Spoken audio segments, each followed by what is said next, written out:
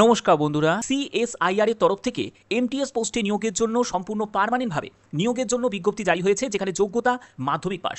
তুমি যদি মাধ্যমিক পাস করে থাকো তাহলে তুমি আবেদন করতে পারবে এবং এখানে অল ইন্ডিয়া ক্যান্ডিডেট অ্যাপ্লাই করতে পারে, অর্থাৎ যে কোনো রাজ্য থেকে যে কোনো জেলা থেকে ক্যান্ডিডেটরা অ্যাপ্লাই করতে পারে সম্পূর্ণ পার্মানেন্ট সরকারি চাকরি।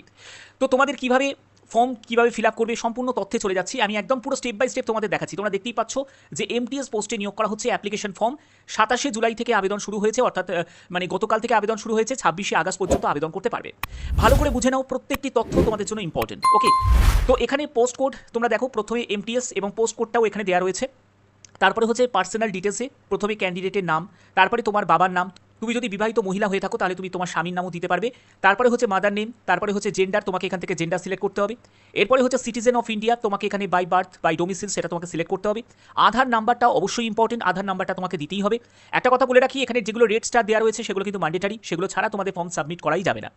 এখানে অ্যাড্রেসের ডিটেলস হিসাবে তোমার পুরো করেসপন্ডেন্স অ্যাড্রেসের সম্পূর্ণ ডিটেলসটা তোমাকে দিতে হবে, তোমার পিনকোড নাম্বারটা দিতে হবে। তারপরে যদি তোমার পার্মানেন্ট অ্যাড্রেস যদি করেসপন্ডেন্ট অ্যাড্রেসে যদি সেম হয়ে থাকে তাহলে এখানে গিয়ে ক্লিক করবে, একদম অটো ফিল হয়ে যাবে। এরপরে হচ্ছে তোমাদের পার্মানেন্ট মানে পিনকোড নাম্বারটা সেটা এখানে এন্টার করতে হবে।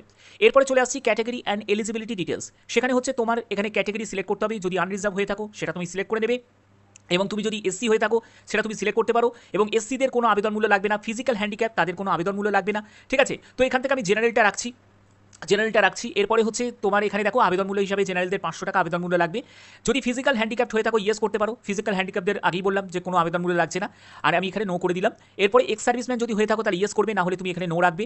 ম্যারিটাল স্ট্যাটাস হিসাবে তুমি যদি সিঙ্গেল হয়ে থাকো, ম্যারিড বা উইডো হয়ে থাকো বা ডিভোর্সি হয়ে থাকো সেটা তুমি এখান থেকে সিলেক্ট করতে পারো। এরপরে হচ্ছে ডেট অফ বার্থ, তোমাকে এখান থেকে সিলেক্ট করতে হবে, তুমি ডেট অফ বার্থটা সিলেক্ট করবে।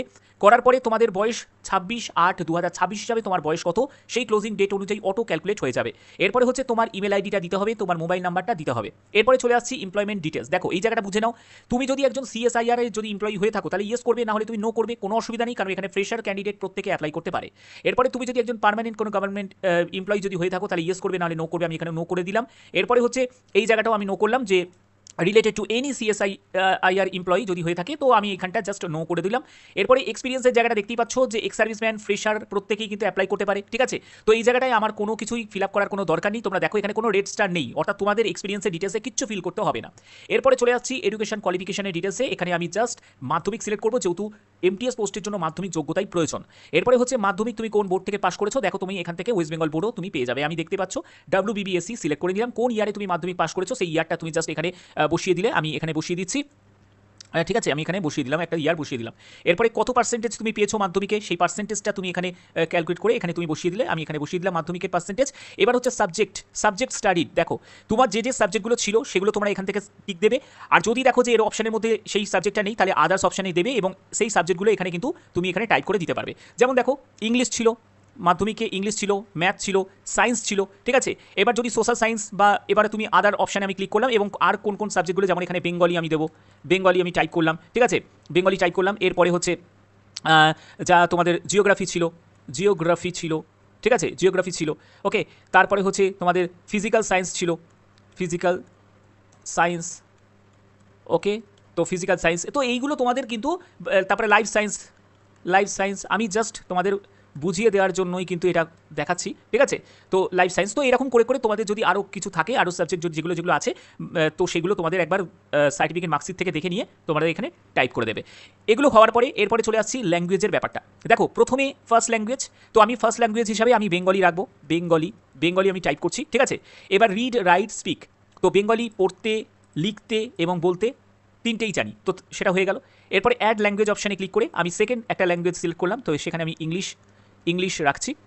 ঠিক আছে, এখানে ইংলিশ পড়তে পারি, লিখতে পারি, হয়তো তুমি বলতে পারো না, তাহলে সেক্ষেত্রে তুমি এইটা চাইলে টিক দিতে পারো, না চাইলে নাও দিতে পারো। ঠিক আছে, সেটা তোমার উপর ডিপেন্ড করছে। এরপরে আমি আরেকটা ল্যাঙ্গুয়েজ রাখছি, সেখানে আমি হিন্দিটাও রাখছি, হিন্দি। ঠিক আছে, এবার ধরো তুমি হিন্দি পড়তে পারো, ঠিক আছে, তুমি বলতে পারো কিন্তু লিখতে পারো না, তাহলে আমি এই জায়গাটা ফাঁকা রাখবো, কোনো অসুবিধা নেই। এরপরে আদার ডিটেলস হিসাবে তোমাদের রিলিজিয়ান এখান থেকে সিলেক্ট করবে। তো এবার দেখো তুমি আমি এখান থেকে যদি ইয়েস সিলেক্ট করি, তারপরে হচ্ছে জয়নিং পিরিয়ড রিকোয়ার্ড, অর্থাৎ জয়নিংয়ের পিরিয়ডটা আমাকে দিতে হবে যে ক মাসের মধ্যে, তো এখানে আমি দিলাম 2 মাস। ঠিক আছে, 2 মান্থ। ঠিক আছে, 2 বলে এখানে আমি জাস্ট টাইপ করে দিলাম। এগুলো হচ্ছে তারপরে তোমাদের আপলোড ডকুমেন্টস। দেখো প্রথমে তোমার ছবি আপলোড করতে হবে 500 কেবির মধ্যে যেন হয়, সিগনেচার আপলোড করতে হবে সেটা 200 কেবির মধ্যে যেন হয়, ডেট অফ বার্থের প্রুফ, নয় 10th অ্যাডমিট কার্ড, না হলে বার্থ সার্টিফিকেট, যে কোনো একটি তোমাকে এখানে আপলোড করতে হবে। তারপর 10th সার্টিফিকেট, সেটা তোমাকে আপলোড করতে হবে। এক্সপিরিয়েন্স যদি থাকে সেটা দেবে, সাপোর্টিং ডকুমেন্ট যদি থাকে সেটা তুমি দেবে। এগুলো কিন্তু কোনো রেজিস্টার নেই, অর্থাৎ এগুলোর কোনো প্রয়োজন এখানে নেই। ওকে, এগুলো করার পরে তারপরে তোমাদের এগুলো ভালো করে একবার দেখে নেবে। দেখে নেওয়ার পরে দেখো তোমাদের ডিক্লারেশনের জায়গা চলে আসছে। তো এখান থেকে আমি প্লেস টাইপ করে দিলাম। এরপরে তোমাদের ডেটটা এখানে শো করছে, ডিক্লারেশনের এই দেখতে পাচ্ছ, এবং সাবমিট অ্যাপ্লিকেশন অপশানে ক্লিক করলেই তোমাদের ফর্ম সাবমিট হয়ে যাবে। সাবমিট হওয়ার পরে তোমাদের এর আবেদন মূল্য যেটা রয়েছে সেই আবেদন মূল্যটা তোমাকে জমা করতে হবে। আবার বলছি, যারা শিডিউল কাস্ট থেকে বিলং করছো, যারা ফিজিক্যাল হ্যান্ডিক্যাপ রয়েছে, তাদের কিন্তু কোনো আবেদন মূল্য লাগবে না।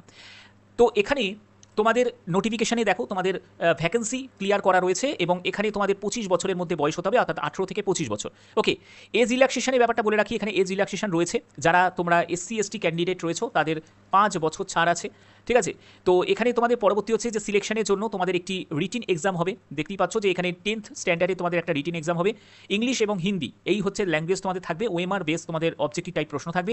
জেনারেল ইন্টেলিজেন্স 25 নম্বর, তারপরে তোমাদের 25টা কোশ্চেন 75 নম্বর, কোয়ান্টিটিভ অ্যাপটিটিউড 25টা কোশ্চেন 75 নম্বর, ইংলিশ জেনারেল অ্যাওয়ারনেসের ওপর 50টা কোশ্চেন 150 নম্বর, ইংলিশ ল্যাঙ্গুয়েজের ওপর 50টা কোশ্চেন 150 নম্বরে, ঠিক আছে। এক করে হচ্ছে নেগেটিভ মার্কিং থাকবে ভুল উত্তরের জন্য। ওকে, তো এই হচ্ছে তোমাদের সম্পূর্ণ বিস্তারিত যে তথ্য সেগুলো তুলে ধরলাম, এবং এটা কিন্তু সম্পূর্ণ পার্মানেন্টভাবে নিয়োগ করা হচ্ছে। এবং এখানে দেখো তোমাদের কাদের কাদের আবেদন মূল্য লাগছে না, দেখো 500 টাকা আবেদন মূল্য যাদের লাগছে সেটা হলো যারা আনরিজার্ভ ক্যাটাগরি থেকে যারা বিলং করছে তাদের কিন্তু দিতে হচ্ছে। কিন্তু লাগছে না হচ্ছে SC ST ক্যান্ডিডেটদের লাগবে না। যারা ওম্যান ক্যান্ডিডেট অর্থাৎ মহিলা প্রার্থী যারা রয়েছে তাদেরও কিন্তু কোনো আবেদন মূল্য লাগবে না। ফিজিক্যাল হ্যান্ডিক্যাপদের লাগবে না। এক্স সার্ভিসম্যান যারা রয়েছে তাদের কিন্তু কোনো লাগবে না। তুমি যদি মহিলা প্রার্থী হয়ে থাকো, তুমি যদি একজন জেনারেল প্রার্থীও হয়ে থাকো, তোমারও কিন্তু কোনো আবেদন মূল্য লাগবে না, ঠিক আছে। মহিলা প্রার্থীদের কোনো আবেদনগুলো লাগছে না।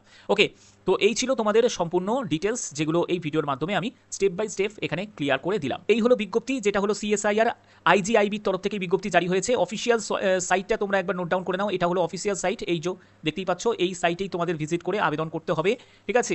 তো আশা করি ভিডিওটা ভালো লেগেছে। যদি ভিডিওটা ভালো লেগে থাকে অতি অবশ্যই ভিডিওটাতে একটি লাইক করে দেবে, চ্যানেলটিকে সাবস্ক্রাইব করে বেল আইকনটাকে অল করে রাখবে। এখনের মতো এটুকুই, টাটা।